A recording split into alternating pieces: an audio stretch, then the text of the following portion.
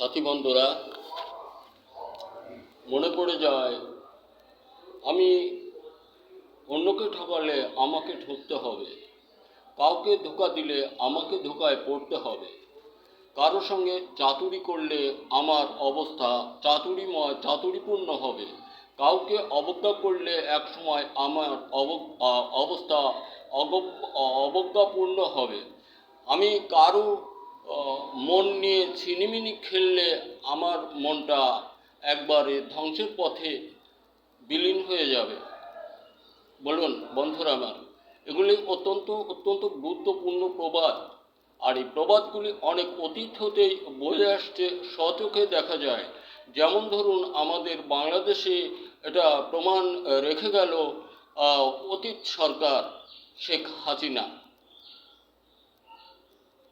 বন্ধুরা আমার, অতীব দুঃখের সঙ্গে বলতে এ কথা, একজন সরকার তার দেশময় মানুষকে এভাবে সকল দিক ধোঁকা দিয়ে নিজেকেই প্রতিষ্ঠিত করার লক্ষ্যে মহা চেষ্টা চালিয়েও দেখেন প্রতিষ্ঠিত হতে সে পারল না, তাকে দেশ ছাড়তে হলো।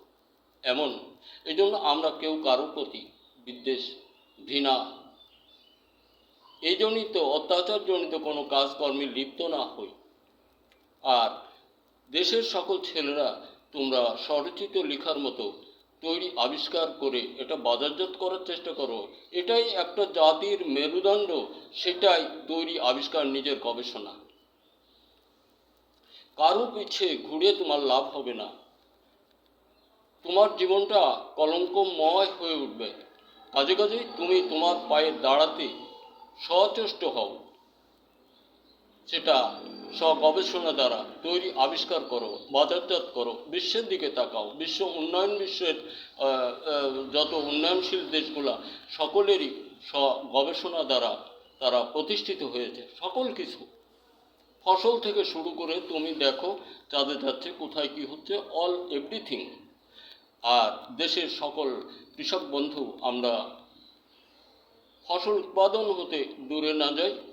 আর দেশময় তামাম মানুষের প্রতি আন্তরিক অভিনন্দন রেখে আমি একটা জিনিসই আহ্বান করব, সেটা আমাদের সংস্কার হতে হবে।